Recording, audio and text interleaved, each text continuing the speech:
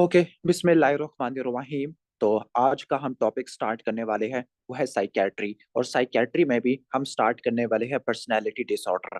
अब personality disorder को मैं कहानियां सुना के एक्सप्लेन करूंगा, उम्मीद है कि आपको मजा आएगा इसको सुनने में। तो स्टार्ट करते हैं पर्सनैलिटी डिसऑर्डर।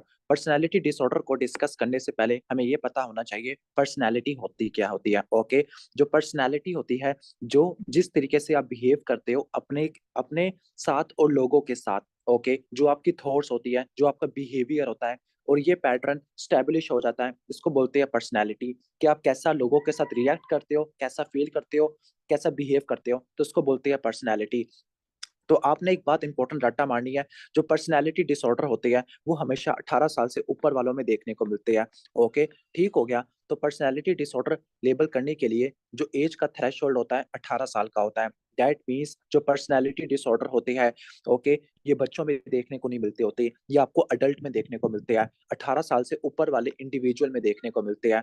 अब पर्सनैलिटी डिसऑर्डर क्या होते हैं? पर्सनैलिटी डिसऑर्डर ऐसे डिसऑर्डर होते हैं जो इनफ्लेक्सिबल होते हैं। इनफ्लेक्सिबल का मतलब है ये बंदा चेंज करने वाला नहीं है, बेशक लोग उसको गालियां देते रहे, ये बंदा उसको चेंज नहीं करेगा। दूसरा, ये मेल अडेप्टिव होते हैं। मेल अडेप्टिव का क्या मतलब होता है?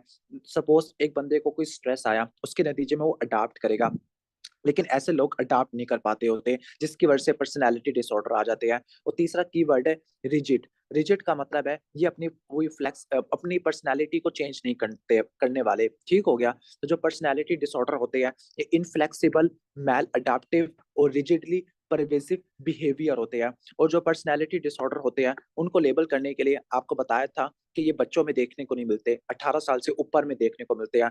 दूसरा, इन डिसऑर्डर में जो मैनिफेस्टेशन होती है वो 6 महीनों से ऊपर आपको देखने को मिलती होती है। यानी पर्सनैलिटी डिसऑर्डर अगर लेबल करना है तो एज 18 साल से ऊपर की होनी चाहिए, एटलीस्ट ड्यूरेशन 6 महीनों से ऊपर का होना चाहिए, क्लिनिकल साइन सिम्टम का।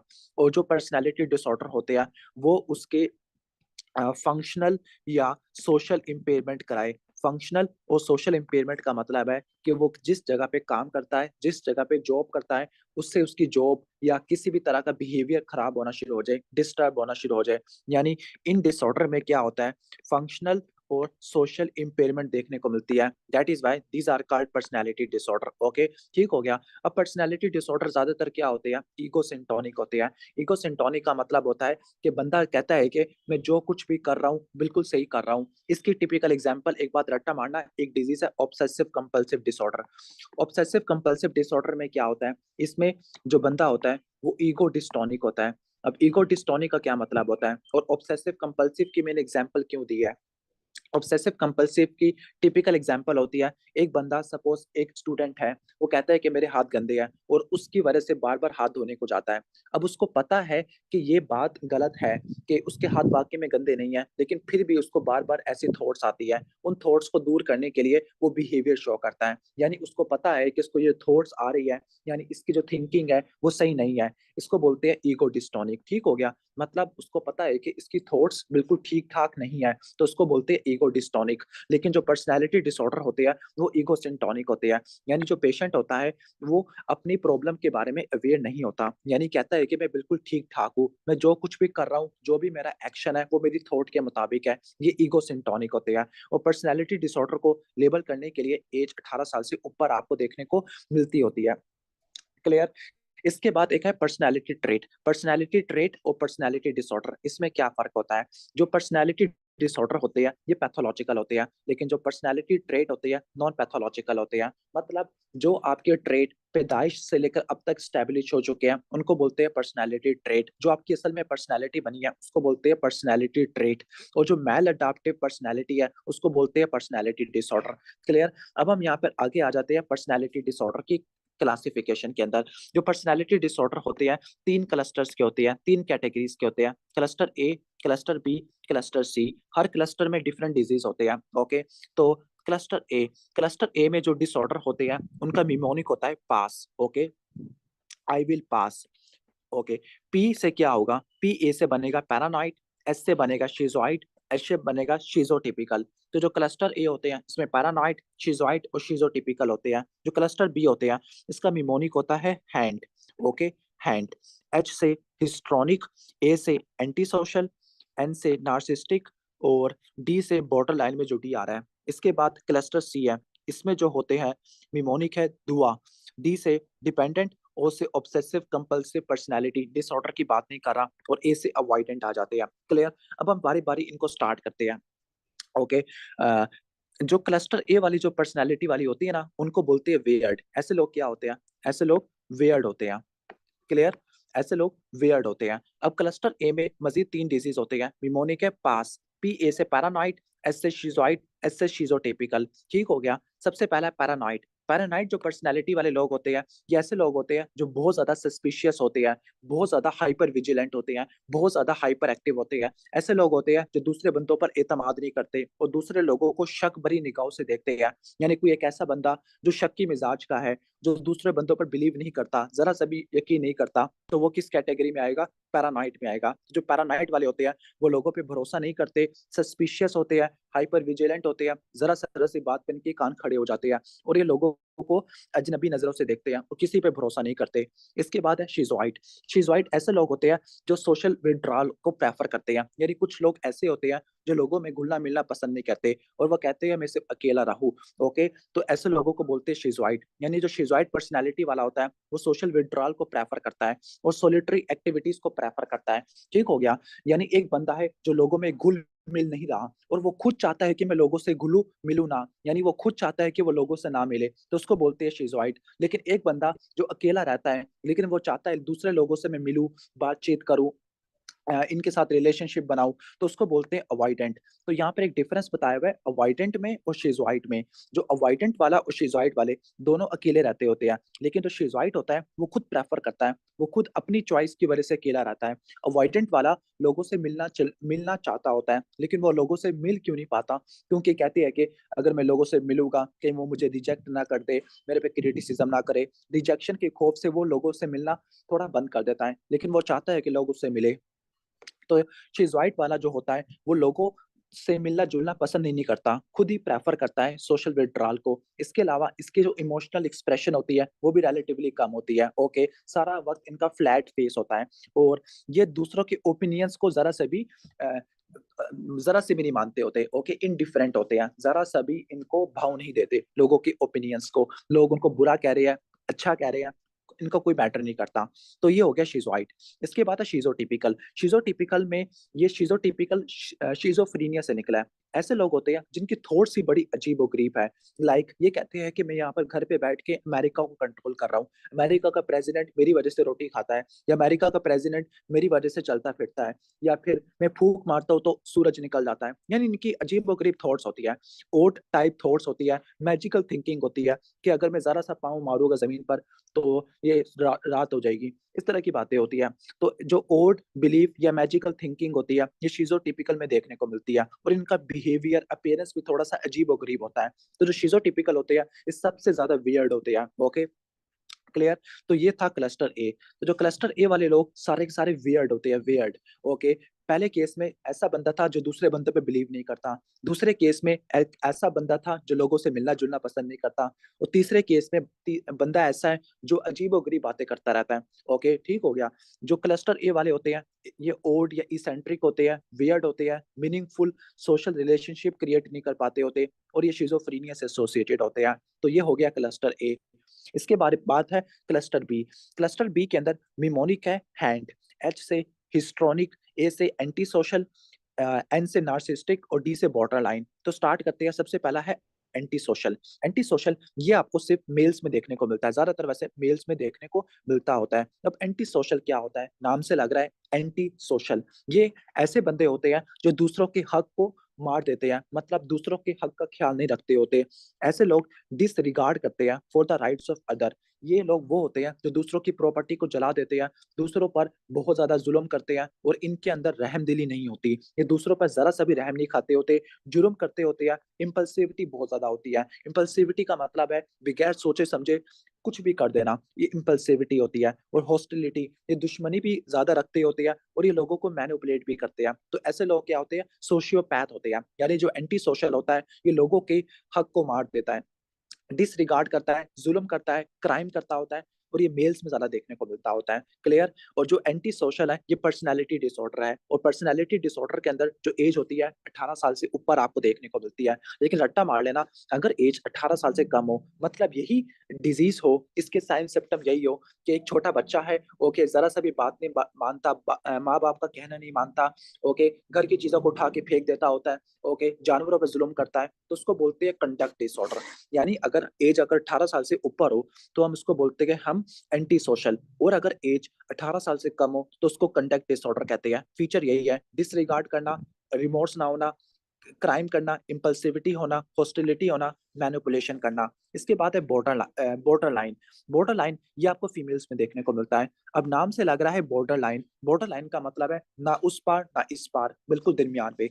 तो ये वो फीमेल्स होती है जिनके मूड अनस्टेबल होते हैं। अनस्टेबल का मतलब है अभी थोड़ी देर के लिए खुश थी, फिर अगले ही सेकंड में रोना शुरू हो जाएगी। उनके रिलेशनशिप भी इंटरपर्सनल होते हैं। अब एग्जाम में ये आएगा, एक लड़की जिसके 4 से 5 बॉयफ्रेंड थे, इस तरह के सवाल आएंगे बॉर्डर लाइन पर्सनैलिटी में।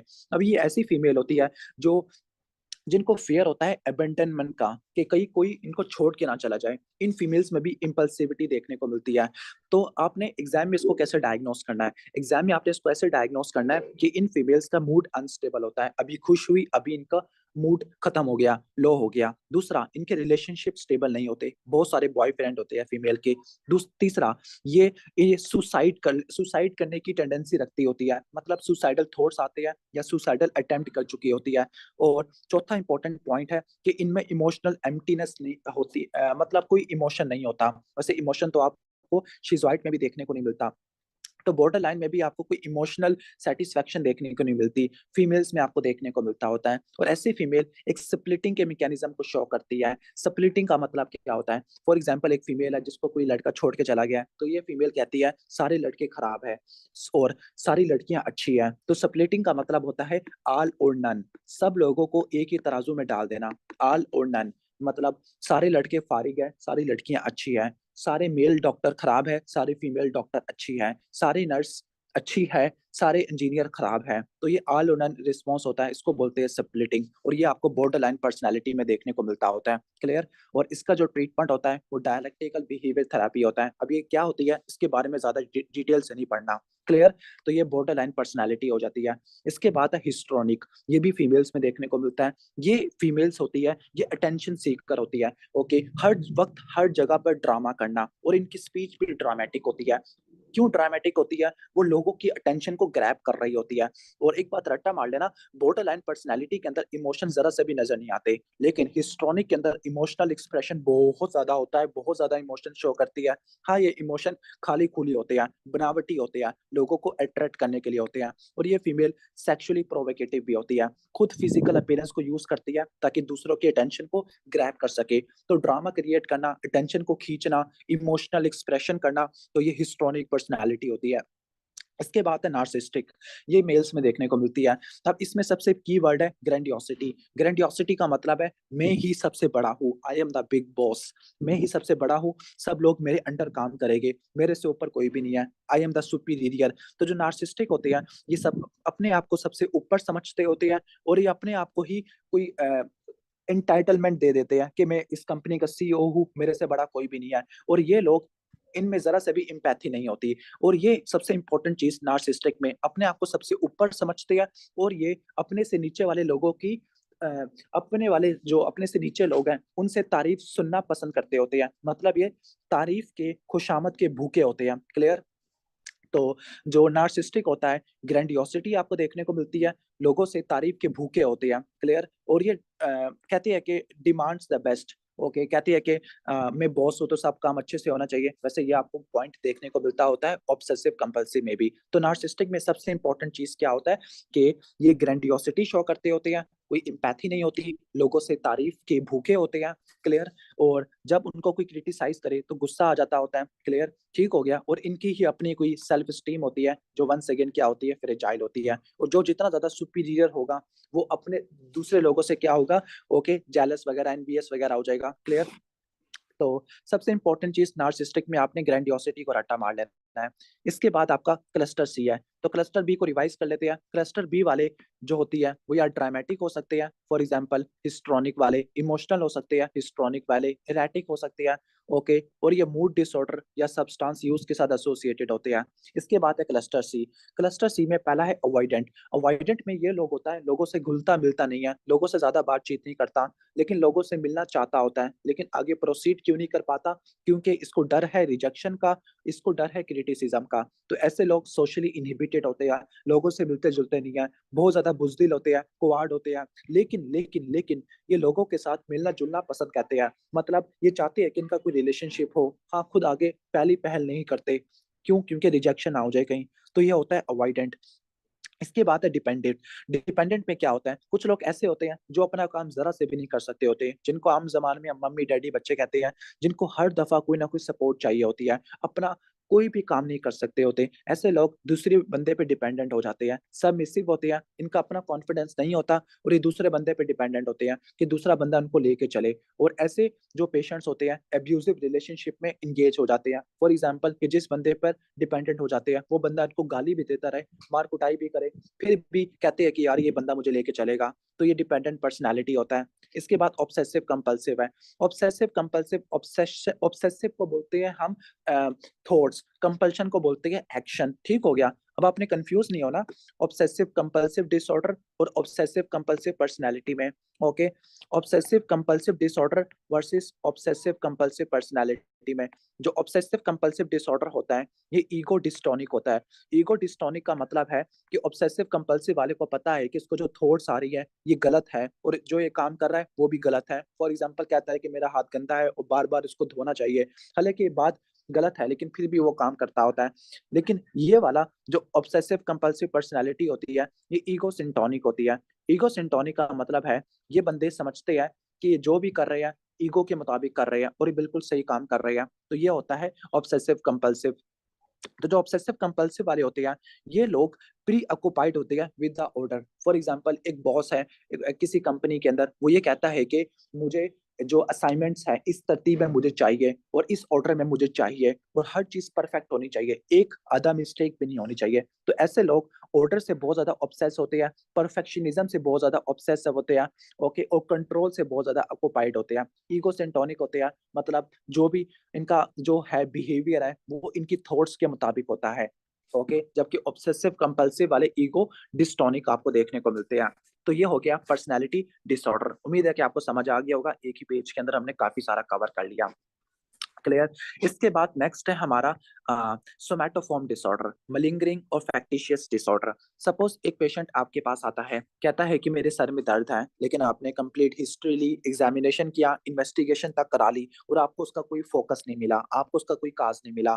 तो ऐसे सिम्टम को जिसकी कोई जस्टिफिकेशन नहीं है उसको बोलते हैं मेडिकली अनएक्सप्लेन्ड सिम्टम। यानी एक पेशेंट आया मेडिकली अनएक्सप्लेन्ड सिम्टम के साथ कि उसको सर का दर्द था लेकिन कोई ऑर्गेनिक डिजीज नहीं था। ओके, ठीक हो गया।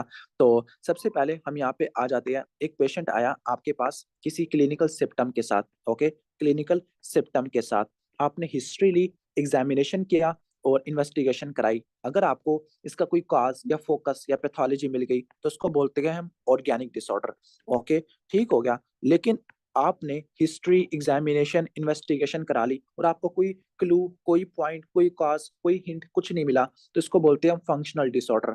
ठीक हो गया। ऐसे सिम्टम को बोलते हैं फंक्शनल सिम्टम या फिर मेडिकली अनएक्सप्लेन्ड सिम्टम। मैं इसको ज्यादा लेके चलूंगा, मेडिकली अनएक्सप्लेन्ड सिम्टम को, मेडिकली अनएक्सप्लेन्ड सिम्टम। इसके बाद हम आगे चलते हैं। जो मेडिकली अनएक्सप्लेन्ड सिम्टम है, सबसे पहले आपने ये पूछा कि आपको सर का दर्द है, आपने सब कुछ कर लिया, तो सबसे पहले आपने ये देखना है कि ऑर्गेनिक डिजीज था या फिर कोई, कहने का मतलब है मेडिकली अनएक्सप्लेन्ड सिम्टम था। क्लियर। सबसे पहले आपने ये डिसाइड करना है। फिर इसके बाद आपने क्या डिसाइड करना है, फिर इसके बाद आपने ये डिसाइड करना है कि जो पेशेंट का सिम्टम था, पेशेंट कहीं इसको कॉन्शियसली कंट्रोल तो नहीं कर रहा, कहीं पेशेंट इसको खुद बना के तो पेश नहीं कर रहा कि ये जो सर का दर्द है सिर्फ मुझे हफ्ते के सोमवार के दिन ही क्यों होता है, क्योंकि मैंने स्कूल जाना होता है, ये क्यों नहीं होता हफ्ता इतवार को। क्लियर। तो आपने ये देखना है कि कहीं पेशेंट उसको कॉन्शियसली कंट्रोल तो नहीं कर रहा। अगर पेशेंट उसको कॉन्शियसली कंट्रोल कर रहा है तो आपने डिफरेंट हेडिंग में जाना है, और अगर पेशेंट कॉन्शियसली कंट्रोल नहीं कर रहा तब डिफरेंट हेडिंग में जाना है। सपोज पेशेंट का कोई कंट्रोल नहीं है साइन सिम्टम पर। Patient does not control symptom, patient symptom को कंट्रोल नहीं कर रहा। Okay, patient does not control the symptom consciously, तो ऐसे डिसऑर्डर को बोलते हैं हम somatoform disorder. Okay, somatoform disorder, ठीक हो गया, सोमैटोफॉर्म डिसऑर्डर। दूसरा केस है पेशेंट कॉन्शियसली कंट्रोल कर रहा है, यानी पेशेंट जानबूझ के कह रहा है कि मेरे सर में दर्द है। ओके, अगर वो जानबूझ के अपने सर का दर्द बना रहा है, कॉन्शियसली कंट्रोल कर रहा है, फिर इसके बाद आपने देखना है कहीं उसको कोई फायदा तो नहीं हो रहा। ओके, यानी फायदे का मतलब है कि आपने देखना है कि उसका पर्पस क्या है, उसने कॉन्शियसली क्यों कंट्रोल किया सिम्टम को, कॉन्शियसली इसने क्यों बनाया, अपनी तरफ से क्यों घड़ लिया। तो पहले आपने देखना है कहीं इसको कोई फायदा तो नहीं हो रहा, कहीं ऐसा ना हो कि उसको जॉब से छुट्टी मिल जाए, पैसा मिल जाए, कंपनसेशन मिल जाए। अगर उसको कोई गेन था, अगर उसको कोई गेन था in the form of money compensation, okay, अगर कोई इसको गेन था, तो ऐसे डिसऑर्डर को बोलते हैं हम मलिंगरिंग, मतलब वो धोखा कर रहा है आपके साथ कोई गेन लेने के लिए, तो इसको बोलते हैं मलिंगरिंग। लेकिन अगर कोई गेन नहीं था उसका, लेकिन वो अपने आप को सिक रोल दिखा रहा था, सिक रोल दिखाने का मतलब है कि वो ये कह रहा था कि मैं बीमार हूँ, मेरी तीमारदारी करो। ओके, यानी वो सिंपैथी लेना चाह रहा था, तो इसको बोलते हैं सिक रोल। अगर वो सिक रोल दिखाना चाह रहा था अपने आप को, तब आपने किस में जाना है, फैक्टिशियस डिसऑर्डर में जाना है, फैक्टिशियस डिसऑर्डर में जाना है। ठीक हो गया, उम्मीद है कि आपको समझ आ गया होगा, क्लियर। और आगे फैक्टिशियस डिसऑर्डर पे आते हैं, यानी पेशेंट कॉन्शियसली कंट्रोल कर रहा है अपने सिम्टम को और सिक रोल दिखाना चाह रहा है। अगर वो अपने आप को सिक रोल दिखाना चाह रहा है, तो उसको बोलते हैं मुनचेसन सिंड्रोम, यानी कहता है कि मैं बीमार हूँ, मुझे हॉस्पिटल में दाखिल करो, मेरे लिए नर्स होनी चाहिए जो मेरी देखभाल करेगी, तो उसको बोलते हैं मुनचेसन सिंड्रोम, यानी वो अपने आप को बीमार प्रेजेंट कर रहा है। या फिर दूसरी पॉसिबिलिटी ये हो सकती है कि उसने उसके घर में कोई बच्चा है या बूढ़ा है, उसने कहा कि ये बीमार है और मैं इनकी देखभाल करूंगा या उनकी देखभाल के लिए नर्स आनी चाहिए, यानी इसने क्या किया, किसी दूसरे बंदे को बीमार करवा दिया और उसकी देखभाल करना शुरू कर दी। इसको बोलते हैं रिवर्स मुनचेसन सिंड्रोम या मुनचेसन सिंड्रोम बाय प्रॉक्सी। जैसे हम प्रॉक्सी लगाते हैं किसी और की, तो इसने क्या किया, किसी और को बीमार कर दिया और उसने उसको सिक रोल दिखाना शुरू कर दिया। तो ये पूरा फ्लो चार्ट था इसका मेडिकली अनएक्सप्लेन्ड सिम्पटम वाला। उम्मीद है कि आपको अच्छे से समझ आ गया होगा। तो स्टार्ट करते हैं हम यहाँ से मलिंगरिंग वाला। मलिंगरिंग में जो सिम्पटम्स होते हैं वो इंटेंशनल होते हैं, मतलब पेशेंट कॉन्शियसली कंट्रोल करता है इन क्लिनिकल साइन सिम्पटम्स को, क्लियर। और वो क्यों करता है, इसकी मोटिवेशन क्या होती है, वो भी इंटेंशनल होती है। क्या मोटिवेशन होती है, पैसा मिल जाए, नौकरी से मुझे छुट्टी मिल जाए, कंपनसेशन मिल जाए। जो पेशेंट होता है वो कॉन्शियसली फेक करता होता है या तो एग्जैजरेट कर देता है, यानी अभी आपके पास आया, कहता है मेरे सर का दर्द थोड़ा है, फिर अचानक ही अगले सेकंड में बढ़ना शुरू हो गया, फिर अगले सेकंड में वो चुपचाप बैठा हुआ है, ठीक हो गया। और वो क्या लेना चाहता है, कोई एक्सटर्नल या सेकेंडरी गेन लेना चाहता है, लाइक काम से बचना चाहता है, कंपनसेशन लेना चाहता है, क्लियर, ठीक हो गया। और सपोज आपने मलिंगरिंग वाला पेशेंट आ गया, आपने उसको दवाई लिख के दी, क्या वो उस दवाई को लेगा, नहीं लेगा, क्यों, क्योंकि इसका तो मकसद पूरा हो गया, इसका तो मकसद था डॉक्टर से स्लिप लिखवाना और अपने ऑफिसर को देना ताकि इसको छुट्टी मिल जाए। तो जो ऐसे लोग होते हैं, जब उनका काम पूरा होता है, जो ट्रीटमेंट को जरा से भी फॉलो नहीं करते, डॉक्टर कहता है एक्सरे कराओ, नहीं कराते, ओके, और फॉलो अप भी नहीं कराते डायग्नोस्टिक टेस्ट का, ठीक हो गया। मतलब इनकी जो कंप्लेन होती है, अगर इनको गेन मिल जाए, मतलब उनको मेडिकल स्लिप मिल जाए, तो उनकी कंप्लेन ही ठीक हो जाती है। फॉर एग्जाम्पल डॉक्टर ने कहा कि आपको ये बीमारी है, वो कहते हैं अब तो मैं ठीक हो गया हूँ, मुझे तो मिल गया है ये काम, ठीक हो गया, तो ये मलिंगरिंग होती है। फैक्टिशियस डिसऑर्डर में क्या होता है, सिम्टम्स इंटेंशनल होती है, मतलब पेशेंट कॉन्शियसली कंट्रोल करता है, लेकिन मोटिवेशन अनकॉन्शियस होती है। मोटिवेशन अनकॉन्शियस का मतलब है कि वो कहने का मतलब है उसको कोई आगे पता नहीं है कि उसका फायदा क्या होगा, बस वो अपने आप को बीमार दिखवाना चाह रहा है। तो यहाँ पर मेन मोटिवेशन क्या होती है, अपने आप को सिक रोल दिखाना, बीमार दिखाना, ताकि मैं सिंपैथी गेन कर लूँ, क्लियर। तो जो पेशेंट होता है वो फिजिकल या साइकोलॉजिकल सिम्टम क्रिएट करता है ताकि उसको मेडिकल अटेंशन मिले और सिंपैथी मिले। ऐसे लोग क्या करते हैं, जब आप दवाई लिख के दोगे उसको खाएंगे भी सही, फॉलो अप भी करेंगे, और इनकी जो कंप्लेंट्स होती है, ओके, वो कंटिन्यू रहती होती है, क्लियर। अब इसके बाद यहाँ पे आ जाते हैं, मैंने जो एक्सप्लेन किया था, फैक्टिशियस डिसऑर्डर अपने आप पे ले ले तो उसको मुंचेसन सिंड्रोम कहते हैं, किसी और पे ले ले तो उसको बोलते हैं मुंचेसन सिंड्रोम बाय प्रॉक्सी। पहला है factitious disorder imposed on self, इसको मुंचेसन सिंड्रोम कहते हैं। ओके, ये क्रॉनिक फैक्टिशियस डिसऑर्डर है, मतलब है कि पेशेंट को पेट का दर्द होगा, 1 महीने से पेट का दर्द होगा, डिफरेंट फिजिशियन के पास जाएगा सेम कंप्लेन के साथ। ठीक हो गया, क्लियर। और इसमें क्या होगा, मल्टीपल हॉस्पिटल की एडमिशन हिस्ट्री होगी, यहाँ तक कि वो सर्जरी तक करा लेगा। फीमेल्स में और हेल्थ वर्कर में देखने को मिलता होता है। दूसरा है मुंचेसन सिंड्रोम बाय प्रॉक्सी। इसमें जो बंदा होता है ना, ओके, वो किसी इंडिविजुअल पर, चाइल्ड पर, या बूढ़े लोग, जो बूढ़ा आदमी होता है उसके घर में, उसको बीमार करवा देता होता है। और इसको बीमार करने के दो तरीके हैं, या तो वो खुद ब खुद घर लेगा, यानी दूसरे बंदे को कहेगा, पड़ोसी को, हाय मेरा बच्चा बीमार था, 2 दिन से स्कूल नहीं जा पा रहा, बहुत ज्यादा बीमार होगा, कैसे काम करेगा। या फिर वो उसको फिजिकली उसको मारेगा बच्चे को, ताकि वो डैमेज हो जाए, और फिर अगले बंदे से सिंपैथी गेन करेगा। ओके, कि ये मेरा बच्चा जख्मी हो गया है, अल्लाह खैर करे, ये हो गया है। तो असल में ये चाइल्ड या एल्डरली अब्यूज भी होता है, क्लियर। तो मुंचेसन सिंड्रोम बाय प्रॉक्सी में किसी दूसरे बंदे को बीमार दिखवा के सिंपैथी ले लेना। इसके बाद है सोमैटोफॉर्म डिसऑर्डर। सोमैटोफॉर्म डिसऑर्डर ऐसे होते हैं जिसमें पेशेंट कॉन्शियसली कंट्रोल नहीं करता साइन सिम्टम को, और मोटिवेशन भी इतनी खास नहीं होती। इनमें क्या होता है, इनमें फिजिकल सिम्टम होते हैं जिसमें पेशेंट को डिस्ट्रेस होता है, बहुत ज्यादा परेशानी होती है, फंक्शनल और सोशल इंपेयरमेंट देखने को मिलती है, लेकिन पेशेंट इसको जानबूझ के प्रोड्यूस नहीं करता होता। पहला है सोमाटाइजेशन डिसऑर्डर, इसको हम सोमाटाइजेशन डिसऑर्डर भी कहते हैं। इसमें क्या होता है, इसमें patient multiple medical unexplained symptom के साथ आता है। मेरे सर में भी दर्द है, मेरे पेट में भी दर्द है, मेरे टांगों में भी दर्द है। ओके, इतने सारे कंप्लेन के साथ आ जाता होता है, क्लियर। असल में ये जो डिसऑर्डर होते हैं ना, ये टेंशन, एंजाइटी, डिप्रेशन की वजह से होते हैं। इन्होंने टेंशन को अपने ब्रेन पे ले लिया होता है, जिसकी वजह से वो क्या होते हैं, जरा सा भी काम नहीं कर पाते होते। तो सोमेटाइजेशन डिसऑर्डर में क्या होता है, मल्टीपल अनएक्सप्लेनेबल कंप्लेंट्स आपको देखने को मिलती है। मेडिकल क्या होती है, मल्टीपल मेडिकली अनएक्सप्लेन्ड कंप्लेंट्स देखने को मिलती है। Excessive thoughts, anxiety, tension, depression की वजह से देखने को मिलती होती है, क्लियर। तो इसका ट्रीटमेंट क्या होता है, इसका ट्रीटमेंट है आपने इसको रेगुलर विजिट कराना होता है, और कॉग्निटिव बिहेवियर थेरेपी देनी होती है। कॉग्निटिव बिहेवियर थेरेपी का क्या मतलब है, एक बात रट्टा मारना कि जो आपकी जो थॉट्स होती हैं, जो आप सोच रहे हो, उसका आपके बिहेवियर पे एक्शन होता है। आपने सुना होगा, think positive, do positive, have positive, clear. तो मतलब जैसा आप सोचोगे वैसा ही आपके साथ होगा। तो कॉग्निटिव बिहेवियर थेरेपी में क्या करोगे, आप अपनी थॉट्स को कंट्रोल करते हैं। इसके बाद है कन्वर्जन डिसऑर्डर। कन्वर्जन डिसऑर्डर को फंक्शनल न्यूरोलॉजिकल सिम्पटम डिसऑर्डर भी कहते हैं, क्लियर। इसमें क्या होता है, इसमें न्यूरोलॉजिकल डिसफंक्शन होता है। इसमें क्या होता है, न्यूरोलॉजिकल डिसफंक्शन होता है, लेकिन ये न्यूरोलॉजिकल डिसफंक्शन मेडिकली एक्सप्लेनेबल नहीं होता। इसका क्या मतलब हुआ, इसका मतलब ये हुआ कि उसको सेंसरी लॉस होगा, मोटर लॉस होगा, या कोई स्पेशल सेंसरी लॉस भी हो सकता है। इसकी टिपिकल एग्जांपल क्या है, एक घर में माँ बाप की लड़ाई हुई, उसको देखकर जो छोटी बहन थी, उसका हाथ पांव काम करना ही छोड़ गए। हाथ पांव काम ना करना, दैट मीन्स मोटर वीकनेस है, जो कि न्यूरोलॉजिकल लीजन के अंदर आती है। हालांकि वो बिल्कुल ठीक ठाक थे, लेकिन टेंशन लेने की वजह से पैरालिसिस हो गया, तो उसको बोलते हैं कन्वर्जन डिसऑर्डर, या इसको हिस्टीरिया वगैरह भी कहते होते हैं।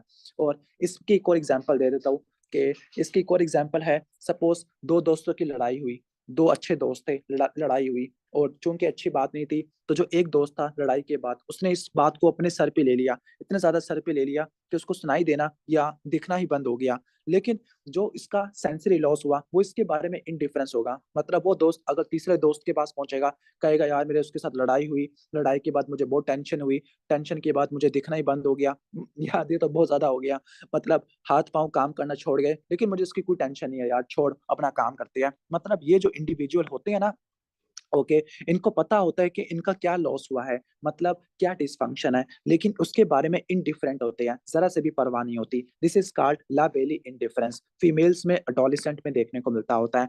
तो जो कन्वर्जन डिसऑर्डर होते हैं, फंक्शनल न्यूरोलॉजिकल होते हैं, सेंसरी या मोटर डिसफंक्शन होगा, लाइक पैरालिसिस, ब्लाइंडनेस, या म्यूटिज्म, कि म्यूट हो गया है, जैसा टीवी का रिमोट होता है, उससे आप म्यूट हो जाते हो। ऐसे पेशेंट को पता होता है कि इनके साथ क्या हुआ है, लेकिन ये इनडिफरेंट होते हैं towards the symptom.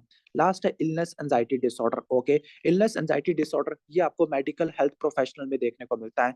Normally patient आपके पास आता है प्रेजेंटिंग कंप्लेन के साथ कि डॉक्टर साहब मेरे पेट में दर्द है, लेकिन वो ये कर दे, डॉक्टर साहब मेरे पेट में गैस्ट्रिक कैंसर है, डॉक्टर साहब मुझे एचआईवी है, डॉक्टर साहब मुझे कोविड है, यानी सीधा ही डायग्नोस पे पहुंच जाए। सीधा अगर वो सीधा डायग्नोस पे पहुंच जाए, तो आपने जानना है इलनेस एंजाइटी डिसऑर्डर। ओके, जिसको क्या बोलते हैं हम, इलनेस एंजाइटी डिसऑर्डर, या उसको हम हाइपोकॉन्ड्रियोसिस भी कहते हैं, हाइपोकॉन्ड्रियोसिस भी कहते हैं। क्लियर, ठीक हो गया। तो इसमें जो पेशेंट होता है वो सीधा ही डायग्नोस पे चला जाता होता है, ओके, बजाय हिस्ट्री एग्जामिनेशन की या कोई प्रेजेंटिंग कंप्लेन के।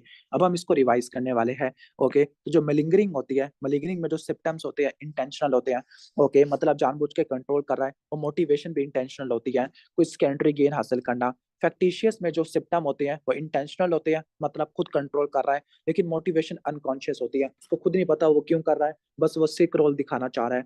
सोमेटाइजेशन डिसऑर्डर या सोमैटोफॉर्म डिसऑर्डर में पेशेंट कॉन्शियसली कंट्रोल नहीं करता, और उसको कोई गेन भी नहीं है, मतलब उसको कोई सरोकार नहीं है कि उसको कोई पैसा चाहिए या इसने आपको बीमार दिखाना है, बस उसको टेंशन थी, उस वजह से ये आपको देखने को मिलता होता है।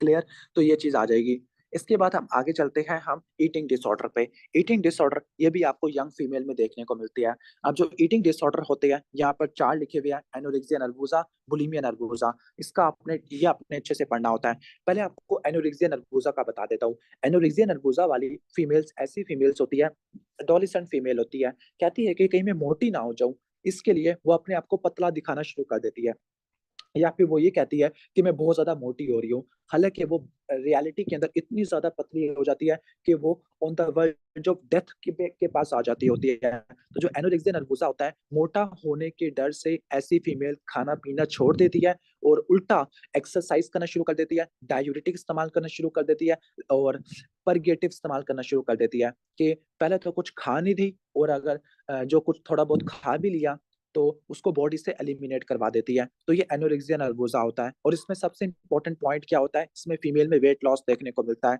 तो एनोरेक्सिया नर्वोसा में चार चीजें आपने रट्टा मारनी है डायग्नोस्टिक क्राइटेरिया के अंदर, ओके। निमोनिक है, WADA, वड्डा, ओके। डब्ल्यू से क्या होगा, डब्ल्यू से आपको वेट लॉस देखने को मिलेगा, एटलीस्ट वेट लॉस 15% का होता है। ए से एमनूरिया होता है, एटलीस्ट 3 महीनों का एमनूरिया होना चाहिए। डी से क्या होता है, distortion of body image. Distortion of body image का मतलब है कि वो कहती है कि मैं बहुत ज्यादा मोटी हूँ, हालांकि रियलिटी में बहुत ज्यादा पतली हो जाती है। क्लियर। और ए से क्या होगा, avoidance of high calorie food, जो हाई कैलोरी फूड है उसको अवॉइड करना शुरू कर देती है। क्लियर। तो ये एनोरेक्सिया नर्वोसा का डायग्नोस्टिक क्राइटेरिया आ जाएगा। क्लियर। तो ऑलमोस्ट ये आ जाएगा WADA। जो बुलिमिया नर्वोसा होता है, इसके बारे में बस एक लफ्ज कहूंगा आपको समझ आ जाएगा। इन फीमेल्स का मुंह नहीं रुकता, इन फीमेल्स का मुंह नहीं रुकेगा।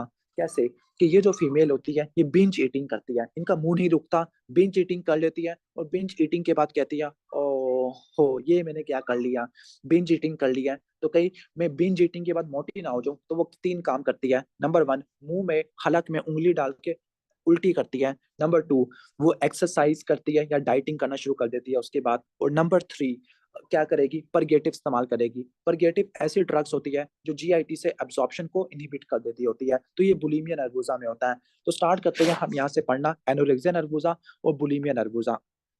तो जो एनोरेक्सिया नर्वोसा होता है, ऐसी फीमेल में वेट गेन का बहुत ज्यादा फियर होता है, कि इनको डर है कि कहीं मोटी ना हो जाऊं, और ये ओवर वैल्यू कर लेती है थिननेस को, कि जो जितना ज्यादा थिन होगी उतनी ज्यादा खूबसूरत होगी।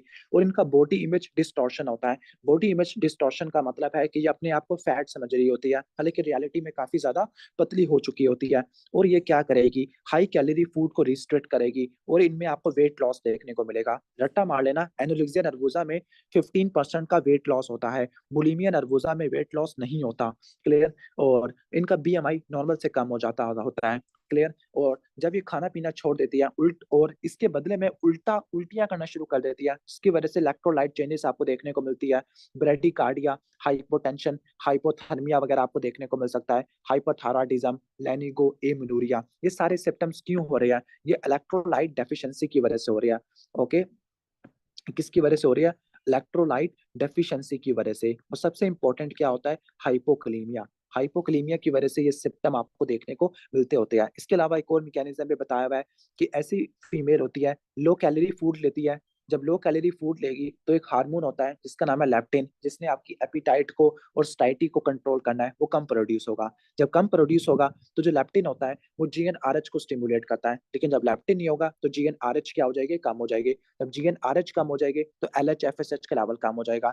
जब एलएचएफएसएच का लेवल कम होगा, ईस्ट्रोजन कम होगा, एमेनोरिया हो जाएगा। और चूंकि वो न्यूट्रिएंट नहीं ले रही तो थायराइड हार्मोन की प्रोडक्शन कम हो जाएगी, तो आपको हाइपोथायराइडिज्म देखने को मिलेगा। चूंकि वो कैल्शियम नहीं ले रही तो ऑस्टियोपोरोसिस हो जाएगा। चूंकि वो मिनरल्स प्रोटीन्स नहीं ले रही तो डीपिगमेंटेड हेयर हो जाएंगे। चूंकि वो कैलोरी नहीं ले रही, एमेनोरिया हो जाएगा, ब्रेडिकार्डिया, हाइपोटेंशन, हाइपोथर्मिया, ये आपको देखने को मिलता होता है। अब जो ईटिंग डिसऑर्डर है एनोरेक्सिया नर्वोसा, इसकी आगे टाइप्स होती है।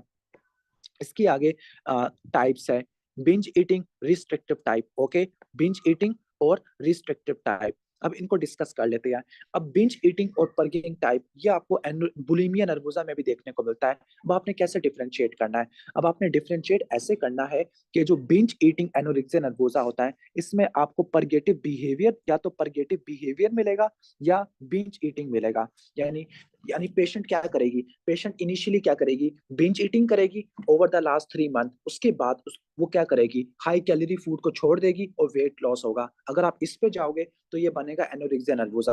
अगर बिंज ईटिंग करती है, बिंज ईटिंग के बाद वो कंपनसेटरी बिहेवियर या परगेटिव बिहेवियर करती है, तो वो बुलिमिया नर्वोसा होता है। क्लियर? ठीक हो गया। ओके, अगर ये दोनों को एग्जिस्ट करते हैं तो ये बुलिमिया नर्वोसा आपको देखने को मिलता होता है। क्लियर? तो यहाँ पे ये आ जाएगा, जो बिंज ईटिंग एनोरेक्सिया नर्वोसा होता है, इसमें पर्गिंग बिहेवियर देखने को मिलेगा। अब पर्गिंग बिहेवियर 3 तरह का होता है। पर्गिंग को हम कंपनसेटरी बिहेवियर कहते हैं कि अगर आपने खा लिया, उस खाए हुए को कैसे कंपनसेट करना है। आप वॉमिटिंग करोगे, आप कहने का मतलब है कि डायूरेटिक इस्तेमाल करोगे। ओके, इसके अलावा आप डायूरेटिक वगैरह इस्तेमाल कर लोगे या लेग्जेटिव इस्तेमाल करोगे, जो कि एब्जॉर्प्शन को रोक देते होते हैं। क्लियर? और चूंकि इसमें बार बार आपको पर्किंग बिहेवियर देखने को मिल रहा है, तो आपको हाइपोक्लीमिया देखने को मिलेगा। रिस्ट्रिक्टिव में क्या होता है, रिस्ट्रिक्टिव में क्या होगा, वो खाएगी नहीं और उल्टा क्या करेगी, वो डाइटिंग करेगी, फास्टिंग करेगी या ओवर एक्सरसाइज करेगी। इसको बोलते हैं रिस्ट्रिक्टिव। ठीक हो गया? इसमें कोई कम पर्गिंग बिहेवियर या बिंज ईटिंग आपको देखने को नहीं मिलता होता। तो ऐसा एनोरेक्सिया नर्वोसा जिसमें आपको डाइटिंग, फास्टिंग और ओवर एक्सरसाइजिंग देखने को मिले, तो ये रिस्ट्रिक्टिव होता है, सब कुछ छोड़ देना और उल्टा जो एनर्जी है उसको भी यूज कर लेना। और अगर बिंज ईटिंग या पर्गिंग हो, उसमें आपको बिंज ईटिंग या पर्गिंग बिहेवियर की हिस्ट्री मिलती है। ओके, तो ये चीज आ जाएगा। इसके बाद लास्ट में है रीफीडिंग सिंड्रोम। रीफीडिंग सिंड्रोम को मैंने पहले भी एक्सप्लेन किया था। अब कोई बंदा स्टारवेशन में है, कोई बंदे ने काफी अरसे से कुछ नहीं खाया, तो उसके ग्लूकोज लेवल कम होते हैं। ग्लूकोज लेवल कम होते हैं, इंसुलिन भी कम होता है। ओके, अब ये तो आपका ये चल रहा होता है मैकेनिज्म। फिर अचानक ही आपने क्या करवा दी, उस बंदे में फीडिंग करवा दी। उस बंदे में फीडिंग करवा दी तो ग्लूकोज का लेवल ज्यादा होगा। जब ग्लूकोज का लेवल ज्यादा होगा तो इंसुलिन का लेवल भी ज्यादा होगा। और जब इंसुलिन ज्यादा होती है, वो कुछ चीजों को सेल के अंदर पंप करती है, लाइक प्रोटॉन्स को पंप करेगी सेल के अंदर, पोटेशियम को कम करेगी, जिसकी वजह से क्या होगा, पोटेशियम कम हो जाएगी एक्स्ट्रा सेलुलर कंपार्टमेंट के अंदर।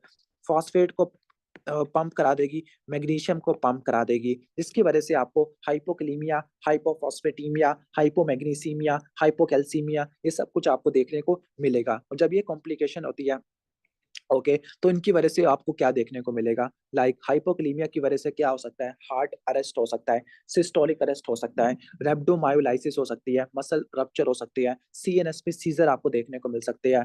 तो ये आपको रीफीडिंग सिंड्रोम देखने को मिलता है। अब एनोरेक्सिया नर्वोसा का क्या ट्रीटमेंट होता है, कोग्निटिव बिहेवियर थेरेपी करनी है और साथ में न्यूट्रिशनल रिहैबिलिटेशन करनी है। हाइपोक्लीमिया को आपने रिप्लेस करना है और आपने एक ड्रग देनी है जो ड्रग वेट गेन कराती है, ओलेंजापिन। ओलेंजापिन क्या है, ये एटिपिकल एंटीसाइकोटिक होती है। और ये कहाँ पे इस्तेमाल होती है, ये स्किज़ोफ्रेनिया में इस्तेमाल होती है। Okay, clear? एटिपिकल एंटीसाइकोटिक होती है और ये वेट गेन करा देती होती है। इसके बाद बुलिमिया नर्वोसा है। बुलिमिया नर्वोसा में क्या होगा, ये फीमेल क्या करेगी, पहले बिंज ईटिंग करेगी, ज्यादा खा लिया, फिर इसके बाद कंपनसेटरी पर्किंग बिहेवियर होगा ओवर द लास्ट 3 मंथ। रट्टा मार लेना, एनोरेक्सिया नर्वोसा में बीएमआई कम होता है, इसमें बीएमआई नॉर्मल या ज्यादा हो सकता है। ओके, साथ में पैरोटिड ग्लैंड की हाइपरट्रॉफी देखने को मिल सकती है। क्यों पैरोटिड ग्लैंड की हाइपरट्रॉफी होती है, इसको ध्यान से समझना होगा। ओके, अब बुलिमिया नर्वोसा वाली फीमेल करती क्या है, बिंज ईटिंग करती है और बिंज ईटिंग के बाद क्या करती है, हलक में उंगली मार के उल्टी कर देती है। ओके, सेल्फ इंड्यूस वॉमिटिंग करती है। ओके, जब सेल्फ इंड्यूस वॉमिटिंग करेगी तो उसकी वजह से क्या होगा, जो स्टोमक का एसिड होगा वो डेंटल इनेमल्स को डैमेज करेगा, तो आपको इनेमल की इरोजन देखने को मिलती है, पहला पॉइंट। दूसरा इंपॉर्टेंट पॉइंट है, जो आप आपकी जो नकल्स होती है यानी जो मेटाकार्पल्स होते हैं उनकी स्कारिंग होगी, उसको बोलते हैं रसल साइन। तो तीसरा क्या होगा, ओके, आपका जो प्रोटॉन्स है, जो आपका एसिड है वो मुंह के अंदर आएगा, ओरल कैविटी में आएगा, तो स्लाइवा की प्रोडक्शन ज्यादा होती है। और स्लाइवा की प्रोडक्शन कहाँ से होती है, पैरोटिड ग्लैंड पे। और पैरोटिड ग्लैंड पे क्या होता है, वर्कलोड बढ़ जाता है, जिसकी वजह से पैरोटिड ग्लैंड की हाइपरट्रॉफी देखने को मिलती है। तो जो पैरोटिड ग्लैंड की हाइपरट्रॉफी, एक तो आपने इस कंडीशन में पढ़नी है, इसके अलावा आपने शोग्रान सिंड्रोम में भी पढ़नी है। क्लियर? तो ये आपको देखने को मिलती है चीजें इसके अंदर। इसके अलावा यानी जब पैरोटिड ग्लैंड की हाइपरट्रॉफी होगी तो सीरम अमाइलेज का लेवल ज्यादा आपको देखने को मिलता होता है, क्योंकि वहीं से प्रोड्यूस होता है। इनेमल की इरोजन होती है, क्योंकि स्टोमक का एसिड डेंटल इनेमल को डैमेज कर देगा। और फीमेल बार बार उल्टी कर रही है, उल्टी करने की वजह से क्या होता है, इसोफेगस में टेयर आ सकता है, दिस इज कॉल्ड मेलोरी वीज सिंड्रोम। और ये अपर जीआई ब्लीड करा सकता होता है। इलेक्ट्रोलाइट डिस्टर्बेंस हो सकते हैं, लाइक सलाइवा में पोटेशियम होता है और हाइड्रोजन क्लोराइड, ये आपको स्टोमक में देखने को मिलता है। जब ये चले जाएंगे तो मेटाबॉलिक एल्किलोसिस हो जाएगा और लास्ट में रसल साइन भी हो जाएगा। ट्रीटमेंट में साइकोथेरेपी है, न्यूट्रिशनल रिहैबिलिटेशन है, एंटी डिप्रेसेंट होती है। और यहाँ पे आपने बुप्रोपियोन नहीं देनी। बुप्रोपियोन एंटी डिप्रेसेंट होती है, लेकिन ये कॉन्ट्राइंडिकेटेड होती है। क्यों? क्योंकि इन पेशेंट में ऑलरेडी हाइपोक्लीमिया है, और जब हाइपोक्लीमिया होता है तो हाइपोक्लीमिया में सीजर्स बढ़ जाते होते हैं। अगर आपने बुप्रोपियोन दे दी तो मजीद सीजर्स बढ़ जाएंगे, दैट इज वाई आपने अवॉइड करनी है। इसके बाद लास्ट है binge eating disorder. Binge eating disorder में सिर्फ वो बिंज ईटिंग करेगी, कोई परगेटिव बिहेवियर नहीं होगा ओवर द लास्ट 3 मंथ। और जितना ज्यादा खाएगी तो उसमें ग्लूकोज का लेवल उतना ज्यादा होगा। जब ग्लूकोज का लेवल ज्यादा होगा तो ग्लूकोज टॉलरेंस कम हो जाएगी। ओके, ग्लूकोज का लेवल ज्यादा होगा तो क्या हो सकता है, डायबिटीज मेलाइटस टाइप 2 हो सकती है। तो इन फीमेल में टाइप 2 डायबिटीज मेलाइटस होती है, and this is the most common eating disorder in adult. तो वन सेकेंड ट्रीटमेंट क्या होता है, psychotherapy, nutritional rehabilitation, SSRI, anti depressant वगैरह। लास्ट है पाइका। पाइका में जो बच्चे होते हैं ऐसी चीजों को खाते हैं जिनकी न्यूट्रिशनल वैल्यू ऑलमोस्ट क्या होती है, जीरो होती है। ओके, तो इनको बोलते हैं पाइका कहते हैं। ओके, नॉन फूड सब्सटेंस को खाना, लाइक बर्फ हो गया, कोई गंदगी, हेयर, पेंट, चिप्स या मिट्टी वगैरह खाना। और इसका जो डायग्नोस्टिक क्राइटेरिया होता है वो 1 मंथ है। जो ईटिंग डिसऑर्डर होते हैं like anorexia nervosa, bulimia nervosa और बिंज ईटिंग डिसऑर्डर, इनको डायग्नोस करने के लिए आपको 3 मंथ्स का ड्यूरेशन चाहिए, लेकिन पाइका लेबल करने के लिए आपको 1 मंथ का ड्यूरेशन चाहिए होता है। ऐसे जो बच्चे होते हैं उनको टेम्परेरी इमोशनल रिलीफ मिलता होता है। अब जो पाइका होता है ये बच्चों में वो प्रेगनेंसी में देखने को मिलता है। मेन जो इंपॉर्टेंट चीज रट्टा मारनी है कि जो पाइका आपको मिले तो आपने आयरन डेफिशिएंसी एनीमिया में जाना है। इसके अलावा ये मैल न्यूट्रिशन में देखने को मिल सकता है, या कोई डेवलपमेंटल डिसेबिलिटीज है, या बच्चे के साथ कोई इमोशनल ट्रॉमा हुआ है, इसके साथ हो सकता है। और ट्रीटमेंट में वन सेकेंड क्या होती है, सबसे पहले आपने साइकोथेरेपी या न्यूट्रिशनल रिहैबिलिटेशन करनी है, कि आपने उसको न्यूट्रिएंट्स देने हैं, लाइक सबसे इंपॉर्टेंट होता है आयरन डेफिशिएंसी अनीमिया, इसको आपने रूल आउट करना है पाइका वाले में। और इसके बाद आपने एंटी डिप्रेसेंट दे देने हैं। Okay, clear? उम्मीद है कि आपको समझ आ गया होगा। इसके बाद नेक्स्ट टॉपिक है हमारा जेंडर डिस्फोरिया। जेंडर डिस्फोरिया क्या होता है, अब हमारे दो तरह के जेंडर होते हैं। एक वो जेंडर जो हमें बर्थ के टाइम पे असाइन किया गया है, फॉर एग्जांपल अगर कोई बच्चा पैदा हुआ है उसके टेस्टिस है तो वो मेल है, अगर ओवरी वगैरह है, वुल्वा है, तो वो फीमेल होता है। तो एक जेंडर बर्थ के टाइम पे असाइन होता है, और एक जेंडर जिसके जरिए वो लोगों के साथ आइडेंटिफाई करता होता है। फॉर एग्जाम्पल अगर मेल है, ओके, तो वो पैंट शर्ट पहनेगा, बाल छोटे हो गए उसके। वैसे फीमेल भी पैंट शर्ट पहन सकती है, एक तो मैंने जनरल बात की है सिर्फ। ठीक हो गया? तो दो तरह के जेंडर होते हैं, एक वो जेंडर जो आपको बर्थ के टाइम पे मिलता है, ओके, और एक वो जेंडर जिससे आप लोगों के साथ आइडेंटिफाई करते होते हैं, अपने आप को आइडेंटिफाई करते हैं। लाइक जो मेल होते हैं उसके बाल छोटे होते हैं, क्लियर, उनकी ड्रेसिंग सेंस डिफरेंट होती है। तो ये दो डिफरेंट चीजें होती है, एक है जेंडर आइडेंटिटी और एक है जेंडर एक्चुअल जेंडर। अगर इसके दरमियान में इनकॉन्ग्रुएंस आ जाए, मतलब डिस्क्रिपेंसी आ जाए कि जो दिख रहा है वो वैसा नहीं है, मतलब जो मेल है वो अपने आप को फीमेल की तरह रिप्रेजेंट कर रहा है और जो फीमेल है वो अपने आप को मेल की तरह रिप्रेजेंट कर रही है। This is called gender dysphoria. और इसको लेबल करने के लिए भी 6 महीने का डायग्नोस्टिक क्राइटेरिया चाहिए। साइकेट्री में बता दूं 90% जो डिजीज होती है उनको डायग्नोस करने के लिए ड्यूरेशन 6 महीनों से ज्यादा का होना चाहिए। और ये जो डिजीज है ये फंक्शनल और सोशल इंपेयरमेंट करवानी चाहिए और डिस्ट्रेस करवाना चाहिए। दोबारा बता दूं कि जो मेजोरिटी ऑफ द डिजीज है साइकेट्री के अंदर उनको डायग्नोस करने के लिए 6 महीनों से ज्यादा का ड्यूरेशन चाहिए, डिस्ट्रेस करवानी चाहिए, फंक्शनल और सोशल इम्पेयरमेंट कराना चाहिए। ये इनका डायग्नोस्टिक क्राइटेरिया होता है। ओके, ठीक हो गया। तो ये आपने रट्टा मार लेना है और ऑलमोस्ट ये आ जाएगा। तो जो जेंडर डिस्फोरिया क्या होता है? जेंडर डिस्फोरिया ये होता है कि जो आपका एक्चुअल जेंडर क्या था और आपकी आइडेंटिटी क्या थी, इन दोनों के दरमियान में डिस्क्रिपेंसी आ जाती होती है। क्लियर, ठीक हो गया। और ये उनके सोशल, एकेडमिक या दूसरे फंक्शन को अफेक्ट कर रहा होता है। क्लियर, तो ऑलमोस्ट ये आ जाएगा। अब दूसरी चीज है ट्रांसजेंडर। ओके, ठीक हो गया। Okay, transgender. तो जेंडर डिस्फोरिया का तो मैंने आपको एक्सप्लेन कर दिया। ट्रांसजेंडर क्या होता है? Transgender any individual who transiently और परसिस्टेंटली एक्सपीरियंस इनकॉन्ग्रुएंस। ओके, तो जो ऐसा बंदा होता है जो कि इसको एक्सपीरियंस कर रहा होता है, ओके, ठीक हो गया, तो उसको बोलते हैं हम ट्रांसजेंडर वगैरह कहते होते हैं। ओके, ठीक हो गया। ओके, तो ऑलमोस्ट ये चीज आ जाएगी। बाकी जो ट्रांसजेंडर है और जो ट्रांस जेंडर डिस्फोरिया है ये ऑलमोस्ट सेम बिहेव करते होते हैं। लाइक जो इनका जेंडर आइडेंटिटी है और जो जेंडर असाइन किया हुआ है इसके दरमियान डिस्क्रिपेंसी होना। Okay, clear. तो ये आपका ऑलमोस्ट सेम बिहेव करता होता है, जेंडर डिस्फोरिया और ट्रांसजेंडर। अब यहाँ पर एक डिफरेंट चीज है जो मैं एक्सप्लेन करने वाला हूँ। ट्रांसजेंडर और जेंडर डिस्फोरिया ये ऑलमोस्ट एक ही चीज आ जाएगी। ओके, जो वापस जाना पड़ेगा।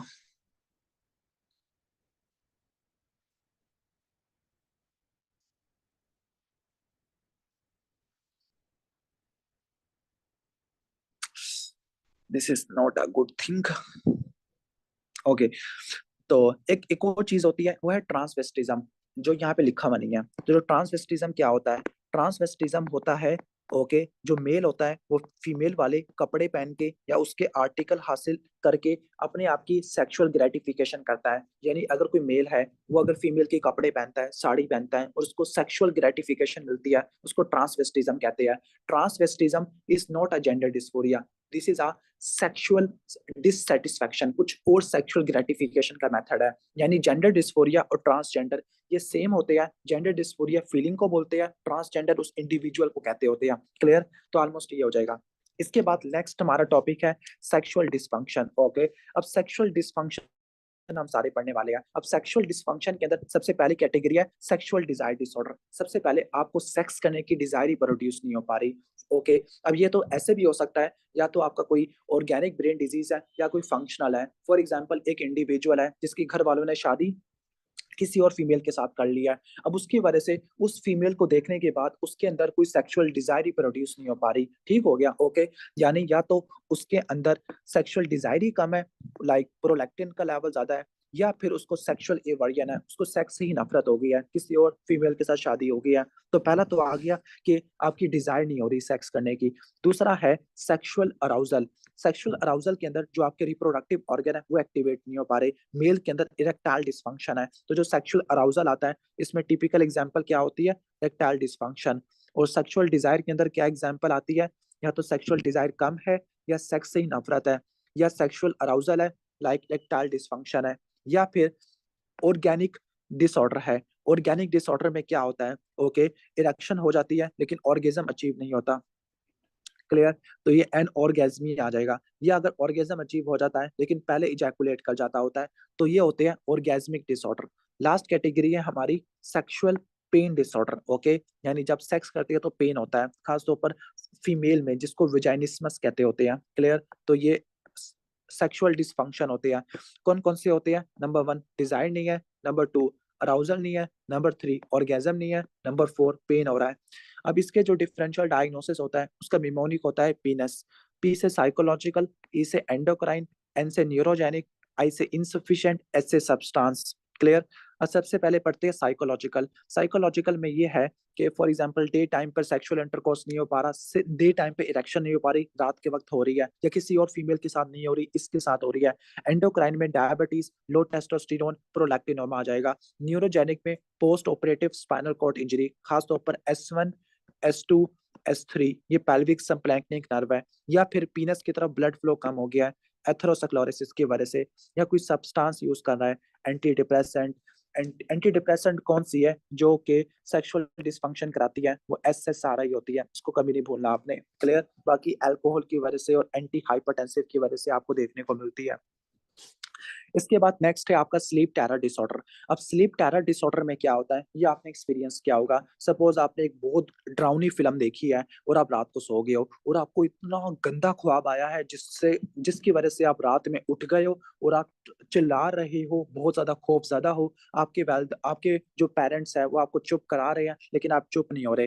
तो जो स्लीप टेरर डिसऑर्डर होता है, स्लीप टेरर डिसऑर्डर में क्या होता है, middle of the night, okay, रात के दरमियान में एक बहुत गंदा ख्वाब आएगा जिसकी वजह से चीखते चिल्लाते आप नींद से उठ जाओगे और आप इतना ज्यादा रोओगे कि आपके पेरेंट्स आपको चुप नहीं करा सकेंगे। तो ये स्लीप टेरर डिसऑर्डर होता है और ये बच्चों में देखने को मिलता है। एक बात रट्टा मार लेना कि आप जो भी ख्वाब देखते हैं, पहले आपको एक सिंपल बेसिक कॉन्सेप्ट देता हूँ। आपकी जब आप सोते हो तो आपके बॉडी में आपकी दो तरह की स्लीप चलती है, ओके। एक है REM स्लीप, दूसरा होता है नॉन REM स्लीप, ओके, जिसको स्लो वेव स्लीप कहते हैं। जो रैपिड आई मूवमेंट स्लीप होती है, इसमें जो भी ख्वाब आते हैं वो आपको याद रह जाते हैं। क्यों? रैपिड आई मूवमेंट स्लीप का मतलब है कि आपकी आईज भी एक्टिव है, मसल्स भी एक्टिव है, ब्रेन भी एक्टिव है। जब ब्रेन भी एक्टिव है तो इसमें आपको जो ड्रीम आएंगे वो आपको याद रह जाते हैं। यानी जो भी ख्वाब आपको याद रहते हैं वो आपकी REM rapid eye movement sleep के अंदर आए हुए थे। लेकिन जो ख्वाब आपको याद नहीं रहते वो कौन सी स्लीप में आते हैं? Non rapid eye movement sleep में देखने को मिलते हैं। क्लियर। तो ये चीज आपको देखने को मिलती होती है। अब आपने इसको डिफरेंशिएट करना है स्लीप टेरर डिसऑर्डर को किससे? आपने डिफरेंशिएट करना है स्लीप टेरर डिसऑर्डर को नाइटमेयर डिसऑर्डर के साथ। क्लियर। नाइटमेयर डिसऑर्डर के साथ। अब दोनों में क्या फर्क होता है? ओके, अगर आपको जो गंदा गंदा मुंदा ख्वाब है, जिस ख्वाब की वजह से आप रात को उठ गए हो, अगर मुझे ये ख्वाब आ गया कि बार बार मेरी फर्स्ट एड रिफ्रेश हो रही है तो मुझे स्लीप टेरर डिसऑर्डर हो जाएगा। तो आपको ऐसे ही बता देता हूँ। I think I should open this.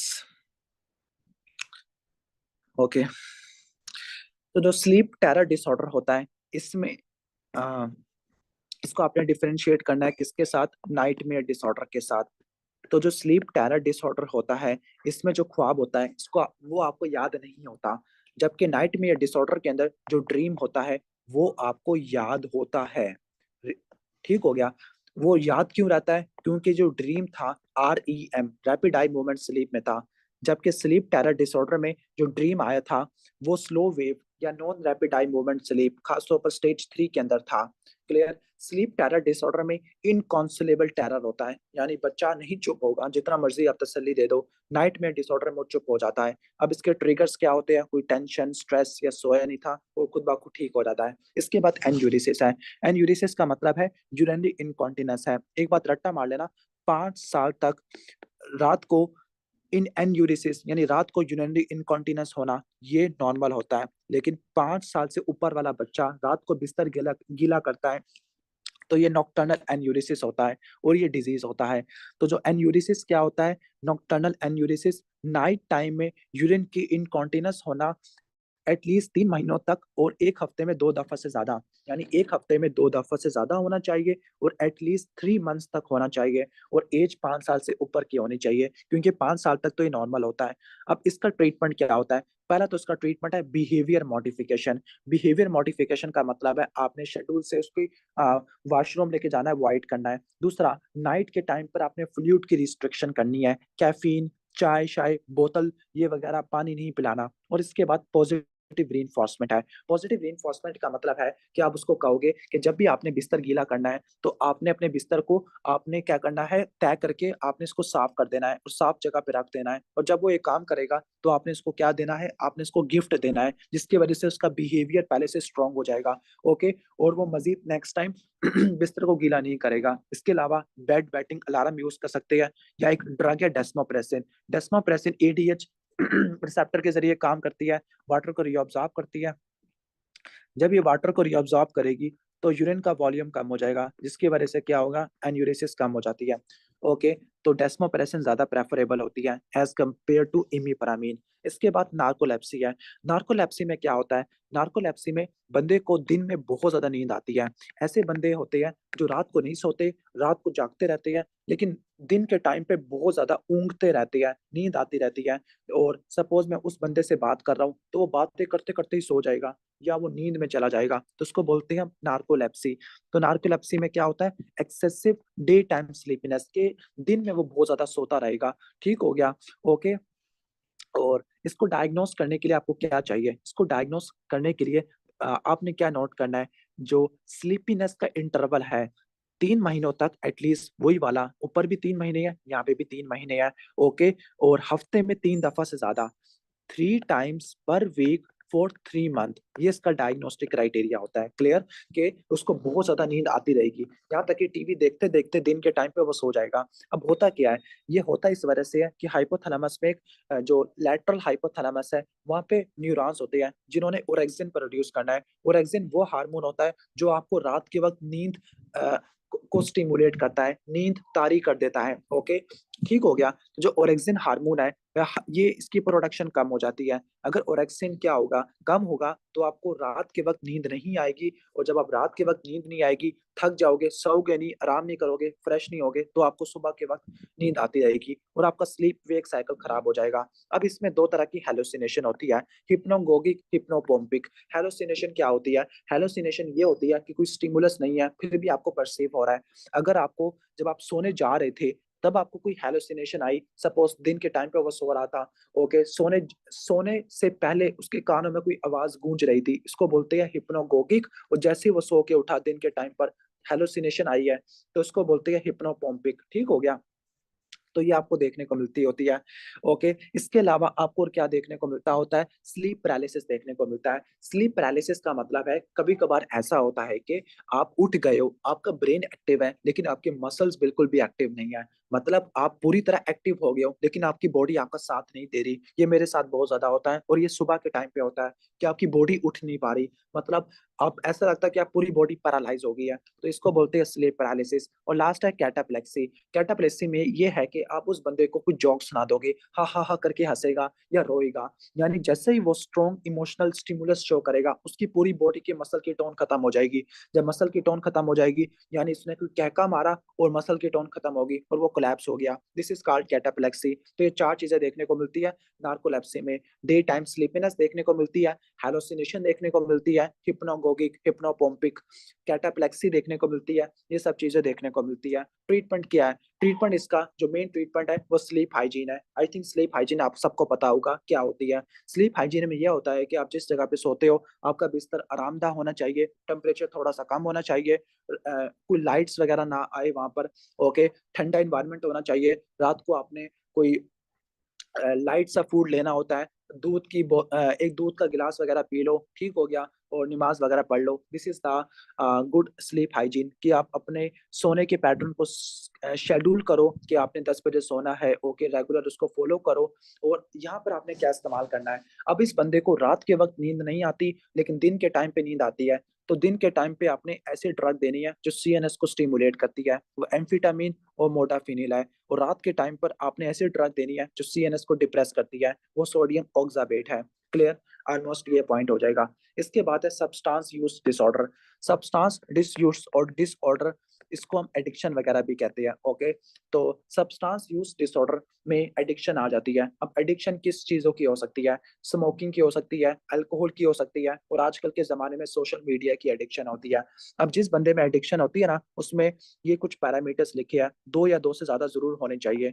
सबसे पहला टॉलरेंस है, टॉलरेंस का मतलब है कि अगर आपको सिगरेट से एडिक्शन है, तो आपको वो एडिक्शन पूरा करने के लिए क्वांटिटी को बढ़ाना होगा। यानी अगर आपको ड्रग की डोज को बढ़ाना पड़े एडिक्शन को पूरा करने के लिए, तो वो टॉलरेंस होता है। दूसरा विड्रॉल है कि जैसे ही आपने स्मोकिंग छोड़ी, कोई ड्रग छोड़ी, आपको विड्रॉल सिम्टम आना शुरू हो गया, तो ये विड्रॉल होता है। इसके अलावा आपकी क्रेविंग बहुत ज्यादा होती है और आप डोज को बढ़ाना शुरू कर देते हैं, फ्रीक्वेंसी को बढ़ाना शुरू कर देते हैं। इसके बाद आप ये भी चाहते हो कि मैं सिगरेट पी रहा हूँ, मैं इसको छोड़ दूं, लेकिन नहीं छोड़ पाते होते। आपका टाइम खर्च हो जाता है, आप सही तरीके से परफॉर्म नहीं कर पाते अपने काम पर, स्कूल में या घर पे। आपका सोशल लाइफ खराब हो जाती है। आप रिक्रिएशनल एक्टिविटीज या जो हेल्दी एक्टिविटीज है उसमें पार्टिसिपेट नहीं करते होते, और अनसेफ सेक्स या अनसेफ ड्राइविंग वगैरह कर सकते हैं, रोड ट्रैफिक एक्सीडेंट हो सकते हैं। और आप इसका इस्तेमाल करोगे, कंटिन्यू करोगे, ये जानने के बावजूद भी कि ये नुकसानदायक होती है। क्लियर? ठीक हो गया?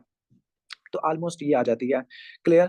लेकिन कभी कभार ऐसा होता है कि आपको कोई अप्रोप्रिएट मेडिकल ट्रीटमेंट देना होता है। यानी कुछ ड्रग्स ऐसी है जो एडिक्शन में भी इस्तेमाल होती है और किसी और डिजीज के लिए भी इस्तेमाल होती है। तो जो ओपियाइड्स है, सिडेटिव है, स्टिमुलेंट है, इनका यूज मेडिसिन में ज्यादा है एज कम्पेयर टू एडिक्शन, तो हम इसको सब्सटेंस यूज डिसऑर्डर में नहीं इंक्लूड करते होते। इसके बाद गैम्बलिंग डिसऑर्डर है। गैम्बलिंग को उर्दू में बोलती है जुआ लगाना। ओके, जो लोग बहुत ज्यादा जुआ लगाते हैं उनमें गैम्बलिंग डिसऑर्डर आपको देखने को मिलता होता है। तो कब गैम्बलिंग डिसऑर्डर कहते होते हैं? जब ये परसिस्टेंट हो, रिकरेंट हो, प्रॉब्लमेटिक गैम्बलिंग हो, ओके, जुआ लगाने की लत हो, इसको सिंपल ये कहते होते हैं।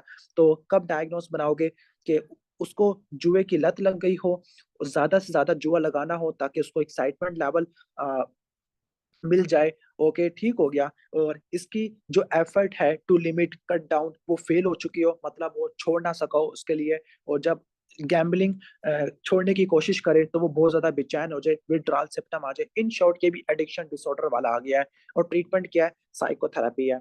क्लियर? ठीक हो गया? ऑलमोस्ट ये हो जाएगा। इसके बाद हमारा नेक्स्ट टॉपिक है, हमारा वो है एडिक्शन की मैनेजमेंट। Okay, addiction management. अब ये बहुत इंपॉर्टेंट चीज बताने वाला हूँ, ये आप प्रैक्टिकल लाइफ में भी अप्लाई कर सकते होते हैं। ओके, किसी भी बंदे को अगर किसी चीज से एडिक्शन है, तो उसको चेंज करने के लिए या इस एडिक्शन को दूर करने के लिए एक मॉडल को फॉलो करना होता है। This model is called trans theoretical model of change. ठीक हो गया? ओके, अब इसकी एग्जांपल मैं देता हूँ। एक एडिक्शन को पकड़ लेते हैं। वो एडिक्शन है, सपोज सबको वो एडिक्शन होती है, मोबाइल फोन की एडिक्शन है। मोबाइल फोन की एडिक्शन है। और अगर आपने मोबाइल फोन की एडिक्शन से बचना है, तो आपने इस मॉडल को फॉलो करना है। ओके, अगर आपने एडिक्शन को अवॉइड करना है, एडिक्शन को खत्म करना है, सबसे पहला स्टेप क्या होगा?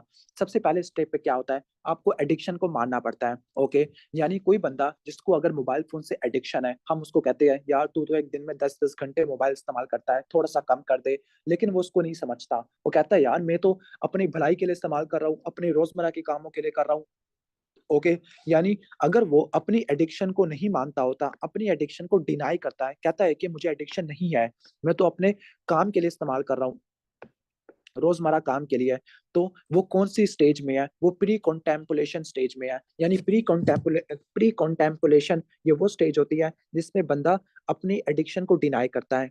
इसके बाद हमने कहा यार तू तो मोबाइल 10-10 घंटे इस्तेमाल करता है। हाँ, अब वो कहता है हाँ यार मैं 10-10 घंटे मोबाइल इस्तेमाल करता हूँ। ओके, लेकिन मैं इसको भी छोड़ने के लिए रेडी नहीं हूँ, अभी मेरा बहुत जरूरी काम है, मैं 10-10 घंटे ही इस्तेमाल करूंगा।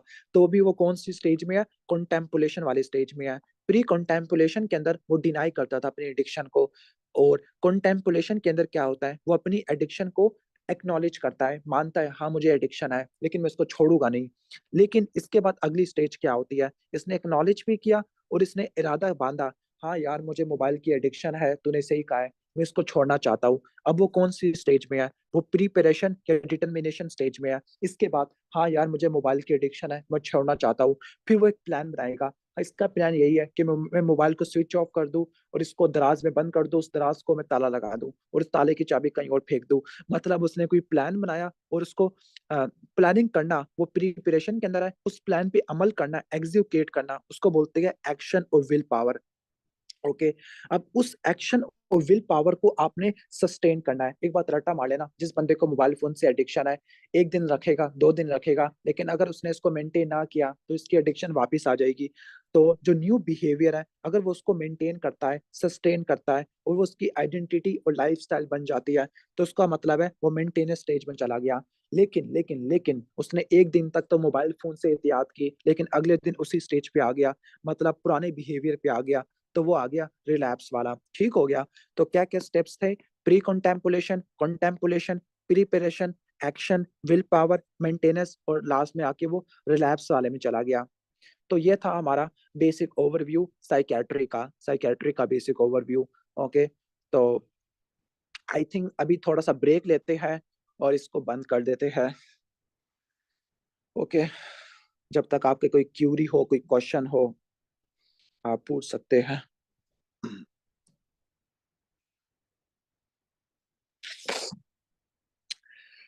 ओके, कोई क्वेश्चन हो? यहाँ तक हमने काफी सारे टॉपिक फिनिश कर लिया है, तो अगर कोई क्वेश्चन नहीं है तो हम सेशन को एंड करते हैं, इस मीटिंग को एंड करते हैं, बल्कि सेशन तो हमें चलाना होगा। किसी में एक से ज्यादा पर्सनालिटी डिसऑर्डर हो सकते हैं।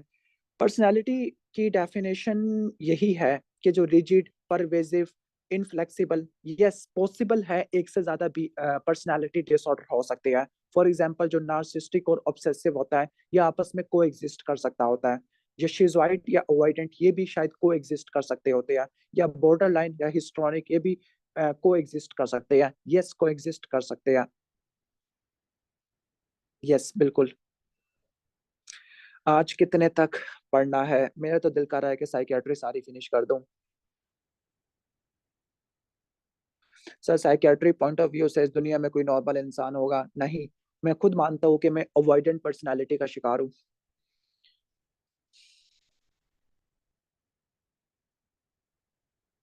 और हर बंदे के अंदर कोई ना कोई पर्सनालिटी डिसऑर्डर होगा। ओके, मैं तो वैसे मजाक में कह रहा हूँ कि मुझे अवॉइडेंट है, क्योंकि हल्का फुल्का पॉइंट्स मिलते हैं। I eat a lot. I have been eating disorder. आपको कोई और डिसऑर्डर है जो आपको पर्सनल बताऊंगा मैं?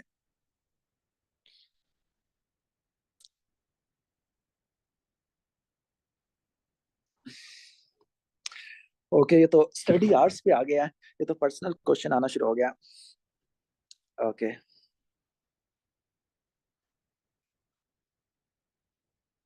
मैंने आपको एक चीज बताई थी कि पर्सनालिटी डिसऑर्डर कब लेबल करते हैं? 18 साल से ऊपर होना चाहिए, जो कि हम हैं। लेकिन पर्सनालिटी डिसऑर्डर आपके लाइफ में थोड़ा सा चेंज लेके आए, मतलब आपको डिस्ट्रेस करवाए, आपकी सोशल या फंक्शनल इम्पेयरमेंट कराए। जा अगर ये इम्पेयरमेंट नहीं करवाते, सोशल या फंक्शनल इम्पेयरमेंट नहीं करवाते, या फिर डिस्ट्रेस नहीं करवाते, तो आप डिसऑर्डर लेबल नहीं करते। इसकी डेफिनेशन यही होती है।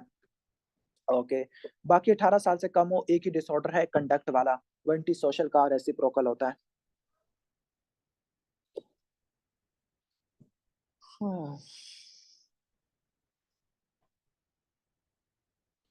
गाइडलाइंस भी दे देंगे, वो आप इनबॉक्स वगैरह पूछ सकते हैं। ये तो पढ़ाई का सेशन है। बाकी अगर कोई भी मसला हो तो आप इनबॉक्स कर सकते हैं। क्या हमें आगे प्रोसीड करना चाहिए?